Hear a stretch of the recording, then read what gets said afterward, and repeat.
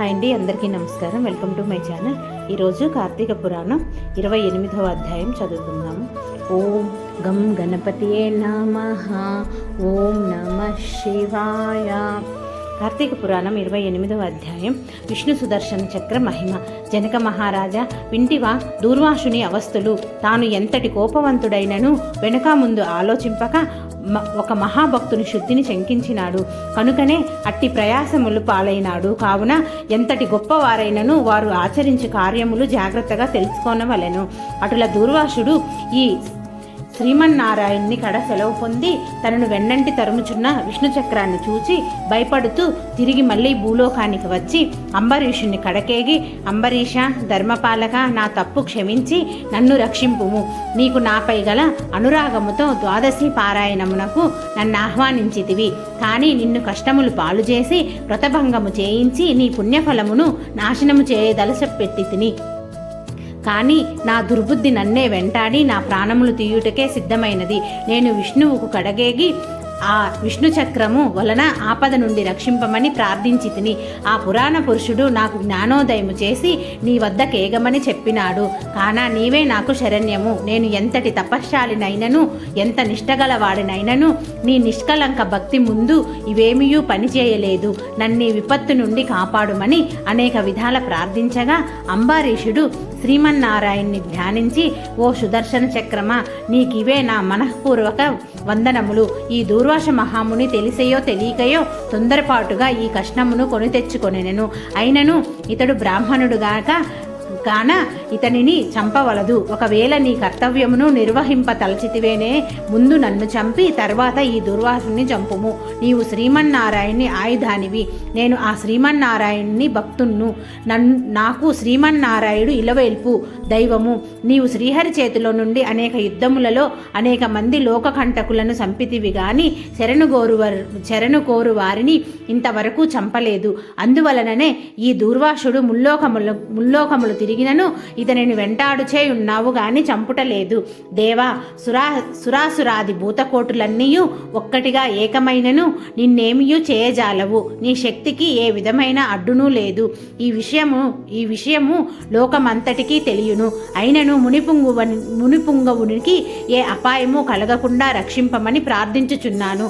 నీ యందు ఆ శ్రీమన్నారాయణుని శక్తి ఇముడి ఉన్నది.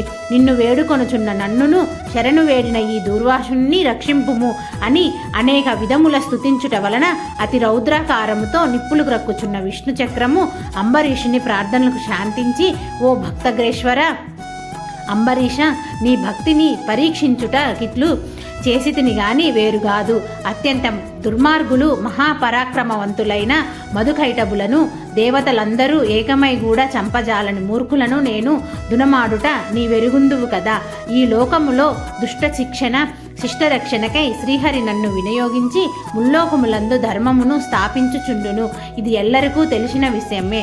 ముక్కోపియగు దూర్వాసుడు నీ పైల పగబూని నీ వ్రతమును నశింపజేసి నానా ఇక్కట్లు పెట్టవలెనని కన్నెర్ర చేసి నీ మీద చూపిన రౌద్రమును నేను తిలకించి తిని. నిరపరాధివగు నిన్ను రక్షించి ఈ ముని గర్వం అనచవలెనని తరుముచున్నాను. ఇతడు కూడా సామాన్యుడుగాడు. ఇతడు రుద్రాంశ సంభూతుడు, బ్రహ్మతేజస్సు గలవాడు, మహాతపశ్శాలి. రుద్రతేజము భూలోకవాసులనందరూ చంపగలదు గాని శక్తిలో నాకంటే ఎక్కువేమీయుగాదు. సృష్టికర్తయగు బ్రహ్మతేజస్సు కంటెను కైలాసవతియగు మహేశ్వరుణ్ణి తేజశక్తి కంటెను ఎక్కువైన శ్రీహరి తేజస్సుతో నిండియున్న నాతో రుద్ర తేజస్సు గల దుర్వాసుడు గాని క్షత్రియ తేజస్సు గల నీవు గాని తులతూగరు, నన్నెదుర్కొన జాలరు. తనకన్నా ఎదుటివాడు బలవంతుడై ఉన్నప్పుడు అతనితో సంధి చేసుకొనట ఉత్తమము. ఈ నీతిని ఆచరించు వారలు ఎటువంటి విపత్తుల నుండి అయినను తప్పించుకొనగలరు. ఇంతవరకు జరిగినదంతయు విస్మరించి శరణార్థి అయి వచ్చిన ఆ దూర్వాసుని గౌరవించి నీ ధర్మము నీవు నిర్వర్తింపు అని చక్రాయుధము పలికెను. అంబరీషుడా పలుకుల ఆలకించి, నేను దేవ గో బ్రాహ్మణాదులయందును స్త్రీలయందును గౌరవము గలవాడను. నా రాజ్యములో సర్వజనులు సుఖముగా ఉండవలెనే నా అభిలాష. కాన శరణు కోరిన ఈ దూర్వాసుని నన్ను కరుణించి రక్షింపుము. వేల కొలది అగ్నిదేవతలు కోట్ల కొలది సూర్యమండలములు ఏకమైనను నీ శక్తికి తేజస్సుకు చాటి రావు. నీవు అట్టి తేజోరాశివి.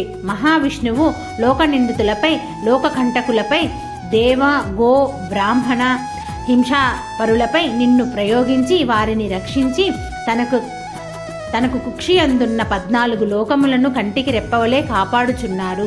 కాన నీకివే నా మనఃపూర్వక నమస్కృతులు అని పలికి చక్రాయుధపు పాదములపై పడెను.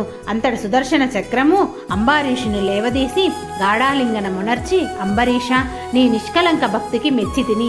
విష్ణు స్తోత్రము 3 కాలములు యందు ఎవరు పఠింతురో, ఎవరు దాన ధర్మములతో పుణ్యఫలమును వృద్ధి చేసుకొందురో, ఎవరో పరులను హింసించక, పరధనములను ఆశపడక, పరస్త్రీలను చెరబట్టక, గోహత్య, బ్రాహ్మణ హత్య, శిశుహత్యాది మహాపాతకములు చేయుకుందురో, అట్టివారి కష్టములు నశించి ఇహమందున పరమందున సర్వ సౌఖ్యములతో తులతూగుదురు.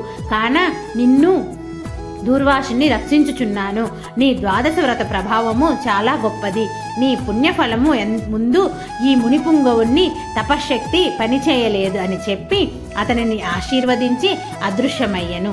ఇట్లు స్కాంద పురాణాంతర్గత వశిష్ఠ ప్రోక్తం కార్తీక మహాత్య మండలి 28వ 28వ రోజు పారాయణము సమాప్తము. ఓం నమః శివాయ.